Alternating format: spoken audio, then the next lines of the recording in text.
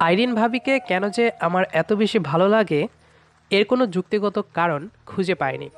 আইরিন ভাবির চোখ দুটো আমার সবচাইতে বেশি আকর্ষণ করে। অন্যের বইয়ের প্রতি এমন আকর্ষণ ঘোর অন্যায়, কিন্তু আমার উনাকেই বেশি ভালো লাগে। এই ভালো লাগার জন্য উনার সামনে আমি লজ্জাতে তেমন যেতেই পারি না। সিঁড়ি দিয়ে উঠছি, আইরিন ভাবির সামনেই পড়লাম।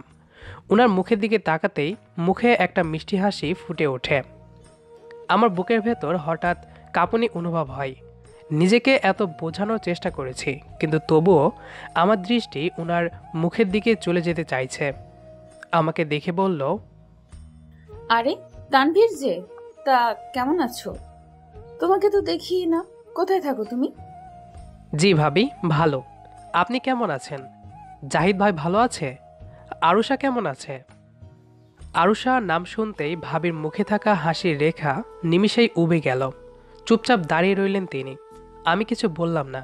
ভাবি জোরে একটা শ্বাস নিলেন। আমার প্রশ্নের জবাব না দিয়ে তিনি বললেন, বাড়িতে আজ এসো, দাওয়াত রইল।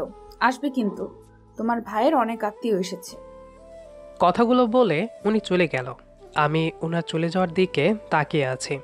আইরিন ভাবির প্রতি আকর্ষণটা রাখা আমার উচিত না, এজন্য নিজে থেকে ওনার সামনে আমি একদমই পড়তে চাই না।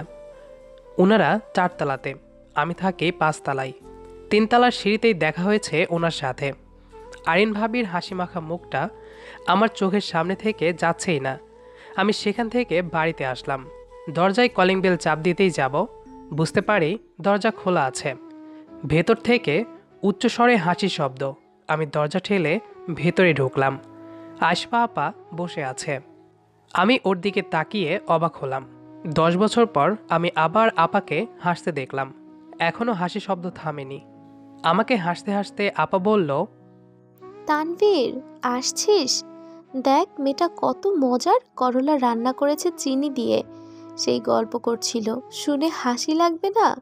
অনেকক্ষণ ধরে মেয়েটার সাথে কথা বলছিলাম। ধুর, কিসের মেমে করছি? ওর নাম তো নীরু।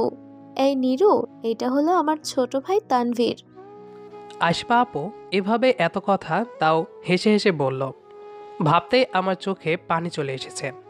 মানুষের ভেতরে থাকে অনেক রং, কিন্তু রংধনুর মতো যেন রঙগুলো গচ্ছিত অবস্থায় থাকে। আকাশের রংধনু বৃষ্টির পরেই আবির্ভাব হয়, আর মানুষের রংধনু আবির্ভাব হয় খুশির মুহূর্তে।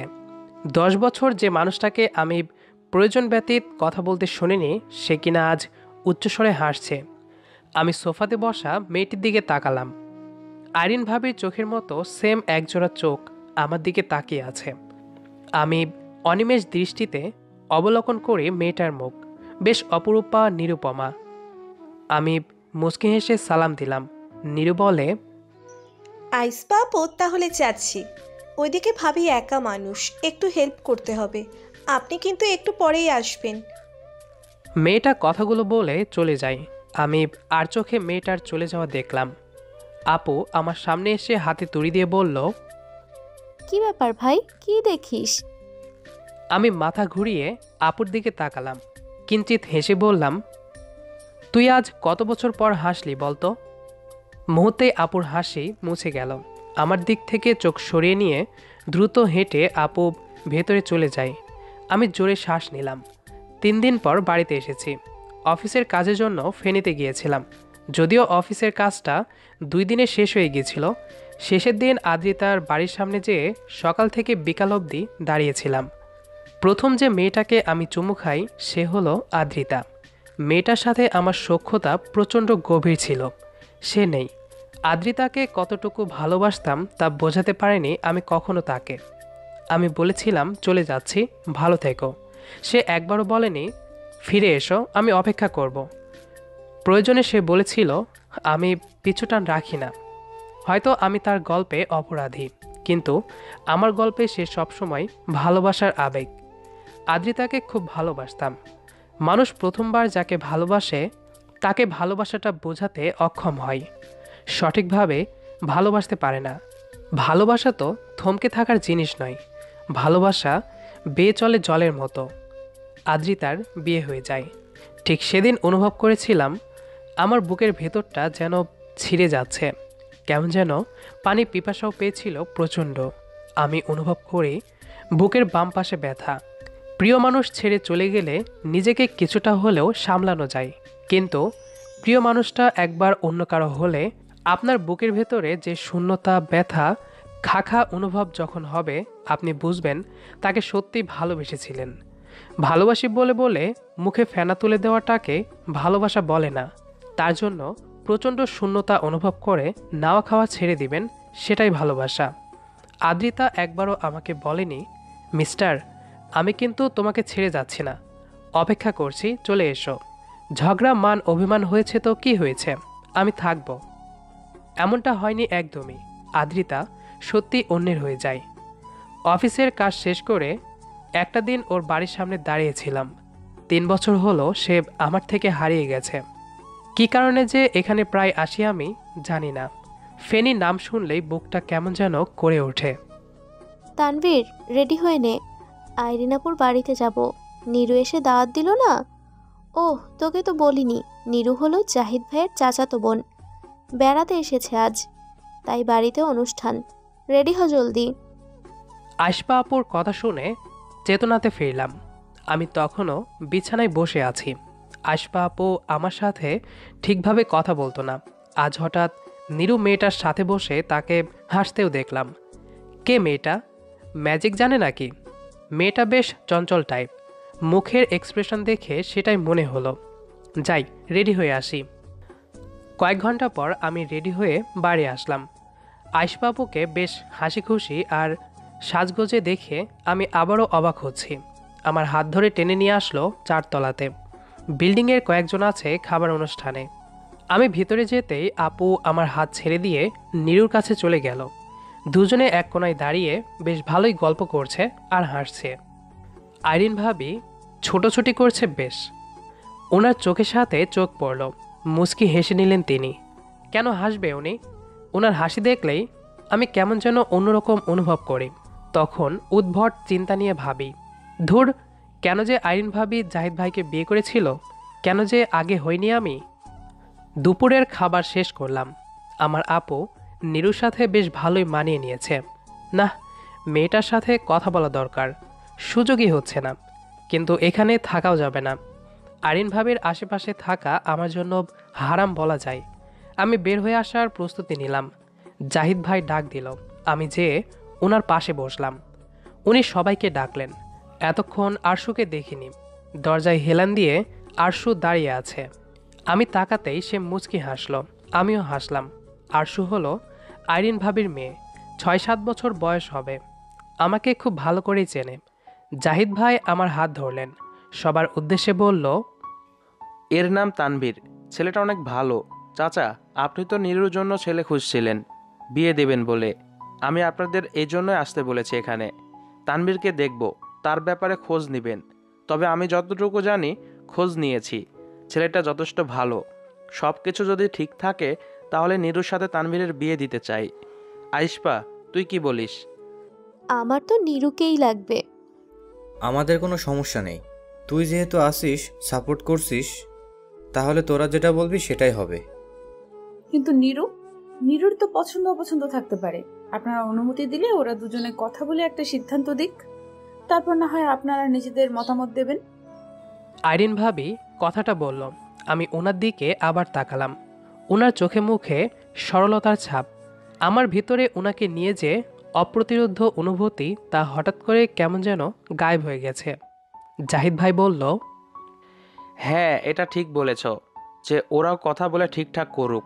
আমাদের মদের সাথে মিল আছে কি না যাচাই করুক দুজনে। ছাদে দাঁড়িয়ে আছি। ফিরফিরে বাতাস বইছে। বিকেল নেমে এসেছে প্রকৃতিতে। চারপাশের বড় বড় বিল্ডিংয়ের জন্য অলস সূর্যটাকেও দেখা যায় না।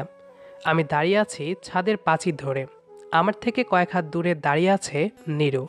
বাতাসে ওর চুলগুলো উড়ে এলোমেলো হয়ে মুখের ওপর এসে পড়ছে। নীরু আমার দিকে তাকালো। আমি বললাম, আপনাকে আমি কেন বিয়ে করব? প্রথম সাক্ষাতে ঠিকভাবে কখনো ভালো লাগাও যেখানে তৈরি হয় না, সেখানে মানুষ সরাসরি বিয়ের সিদ্ধান্ত শুনতে চায়। এটা হাস্যকর নয়? আপনি লোকমুখে আমার ব্যাপারে যতটুকু শুনবেন, সেটা ভেবে বিয়ের সিদ্ধান্ত নেওয়াটা বোকামো হবে। আপনার ক্ষেত্রেও একই ব্যাপার। আপনি কেন আমাকে বিয়ে করবেন সেটার কারণ আপনি বলবেন, তবে আমি আগে বলি আমি আপনাকে কেন বিয়ে করব। আমার আপুর বয়স যখন 18 বছর তখন তিনি ধর্ষিতা হয়। ওরা তিনজন আমার আপুকে মাংসের মতো খুবলে খেয়েছিল। ছোটবেলায় আমার মা আমার 1.5 বছর বয়সে মারা যায়। কারণটা কি ছিল জানেন? বাবা আমি হলেই মাকে রেখে চলে যায় অন্য কারোর সাথে। মা সেদিন কষ্টে অভিমানে নিজেই নিজেকে মেরে ফেলে। আপু আমাকে খুব কষ্ট করে বড় করে। আপু আমার থেকে 4 বছরের বড়। আপু খুব কষ্টে আমাকে পড়াশোনা করিয়েছে। যদিও মায়ের ভাগের সম্পত্তির জেরে এতদূর অবধি এসেছি। আপু রোজ পড়া শেষ করে বিকালে ফিরত। কুত্তার বাচ্চাগুলো আপুকে তুলে নিয়ে 2 দিন রেখেছিল। কিছুই করতে পারেনি। কি করব আমি একা? কাকে বলবো আমি? রাতে আপুকে রেখে চলে যাই। এরপর থেকে আপু আমার সাথে প্রয়োজনের থেকেও কম কথা বলেছে। আমি কখনো সেদিনের পর আপুকে হাসতে দেখিনি। আপু ছিল সাদা মেঘের মতো। হারামিরা কালো মেঘের মতো উড়ে এসে সাদা মেঘটাকে নষ্ট করে এক পশলা বিভাসিত বৃষ্টি ঝরিয়ে গিয়েছিল। 10 বছর পর আপুকে আমি এত কথা বলা, এত হাসতে দেখেছি আপনার সাথে। সেদিনের পর আপুকে নিয়ে এ শহরে চলে আসি। কেউ কিছু জানে না। যদি আপনার সাথে ঘর বাঁধতে হয় তাহলে এগুলো জানা দরকার। জানি না আপনি কাউকে বলবেন কি না, তবে অনুরোধ রইল। নীরু আমার দিকে চেয়ে থাকে কিছু সময়। মুখের ওপর পড়া চুলগুলো সে এখন সরাচ্ছে না। বেশ ভালোই লাগছে নীরুকে এভাবে দেখতে। সুন্দরী মেয়ের মুখের ওপর এলোমেলো হয়ে থাকা চুল যে কোনো ছেলেকে প্রেমে ফেলতে বাধ্য করবে। আমি তাকিয়ে আছি সেদিকে। নীরু ওর মুখের ওপর থেকে চুল সরিয়ে বলল, ঠিক বলেছেন, প্রথম দেখাতে ভালো লাগাটাও ঠিকভাবে তৈরি হয় না সব সময়। সেখানে বিয়ে করার বিষয়টা অনেক বড় ব্যাপার। তবে কিছু মানুষ থাকে যাকে দেখলেই মায়া লাগতে শুরু করে, যার সাথে কথা বললেই মনের প্রফুল্লতা আসে। এমন মানুষকে কি না করা যায়? আমি কেন আপনাকে বিয়ে করব? যুক্তিগত কারণ ছিল না কিছু সময় আগে, এখন একটা কারণও আছে। তবে যাই হোক, আপনাকে একটা গল্প বলি শুনুন। আমি একটা ছেলেকে খুব খুব ভালোবাসতাম।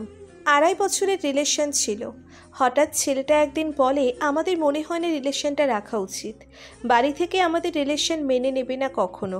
আমি বাড়িতে তোমাকে নিয়ে কথা বলেছি, তারা বলেছে কখনো তোমাকে ওনারা গ্রহণ করবে না।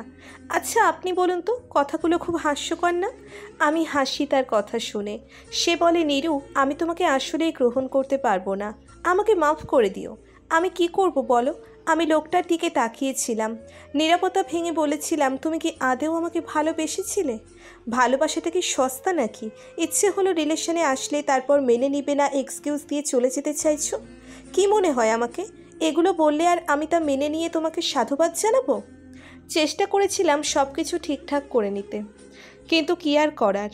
উনি এটাই কারণ দেখিয়ে চলে যায়। এরপর ভালোবাসাটাকেই হাস্যকর মনে হয়েছে। কেউ প্রপোজ করলে বলতাম, কতদিনের জন্য সম্পর্ক চান? কেউ কোনো কথা বলতো না। আমি বুঝলাম না ভালোবাসা সহজ হয়ে গেছে এত। ইচ্ছে হলে থাকলাম, না হলে চলে গেলাম। যাই হোক, এখানে এসে সব কিছু তানভীরময় হয়ে গেছে। আপনার আপুর সাথে কালকেই দেখা হয়েছিল।